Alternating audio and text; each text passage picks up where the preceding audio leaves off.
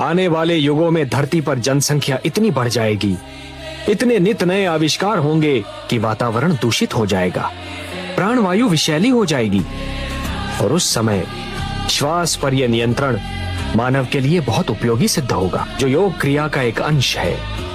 श्वास पर नियंत्रण पाने का गुर है। और हे देवी, श्वास जीवन का दूसरा नाम है। जो श्वास पर नियंत्रण पा लेगा वो जीवन पर नियंत्रण पा लेगा। प्राणायाम, श्वास पर यह नियंत्रण भू जल वायु हर स्थान पर काम आता है। ये क्या हो रहा है हनुमान? तेल सिंदूर में नहा रहा हूँ प्रभु। सरयू नदी के जल में न नहाकर तेल सिंदूर में क्यों नहा रहे हो बजरंगी? इस रहस्य को आप नहीं समझेंगे लक्ष्मण जी। कौन समझेगा? माता जानकी और उनका चरण सेवक हनुमान। हमें भी कुछ समझाओ हनुमान।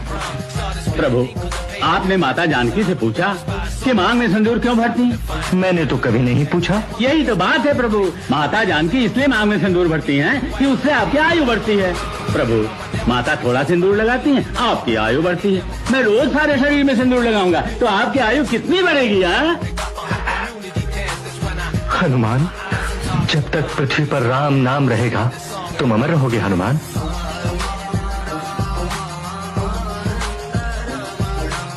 माता लक्ष्मी को गाय के गोबर में ही स्थान क्यों मिला? जब समुद्र मंथन से माता कामधेनु प्रकट हुई तब सभी देवता उनकी ओर दौड़े और अपने अपने लिए स्थान मांगने लगे। तब माँ कामधेनु ने सभी को स्थान प्रदान किया। सींगों की जड़ों में सदा ब्रह्मा जी और भगवान विष्णु विराजते हैं। मस्तक पर स्वयं महादेव निवास करते हैं। नासिका में कार्तिकेय का वास है। एक सींग के अग्रभाग में सभी चराचर जीव और दूसरे सींग में सभी तीर्थों का वास है। उनके नेत्रों में सूर्य और चंद्रमा और उदर में माँ गौरी निवास करती है। पृष्ठ भाग में यम और यक्ष तथा खुरों में माँ सरस्वती स्थित है। पर इतना सब कुछ निर्धारित हो जाने के बाद वहाँ माता लक्ष्मी भी पहुँची। तब उन्होंने भी माँ कामधेनु से कहा, माता मुझे भी अपने भीतर स्थान दीजिए। तब माँ कामधेनु ने उत्तर दिया, देवी आप यहाँ आने में देर कर चुकी हैं। सभी को अपना अपना मनवांछित स्थान मिल चुका है। अब कोई स्थान शेष नहीं बचा। यह सुनकर माँ लक्ष्मी निराश हो गई। उन्होंने हाथ जोड़कर कामधेनु से बहुत आग्रह किया। तब माँ कामधेनु ने प्रसन्न होकर कहा, ठीक है देवी, आप मेरे पृष्ठ भाग में निवास कीजिए। आपके निवास से मेरा गोबर भी पवित्र और शुभ माना जाएगा। घर की दीवारों पर गोबर से लिपाई कर लोग अपने घरों को स्वच्छ करेंगे तथा चूल्हे को शुद्ध करेंगे और हवन में गोबर के उपलों से अग्नि प्रज्वलित कर देवताओं को आहुति देंगे।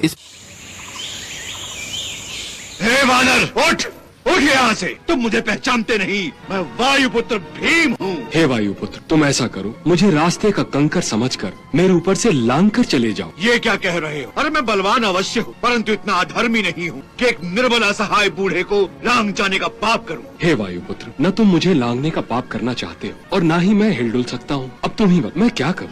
मेरी तुमसे एक विनती है, तुम कृपा करके मेरी पूंछ को हटाओ और अपना मार्ग बनाओ और फिर आगे बढ़ो। ने इन्हीं हाथों से बड़े बड़े वृक्षों को जड़ से उखाड़ कर फेंका है, फिर ये पूंछ किस खेत की मूली है? अभी हटाए देता हूँ। भीमसेन, यदि तुम दोनों हाथों से पूंछ उठाने का प्रयास करो तो अवश्य ही उठ जाएगी। दोनों हाथों से?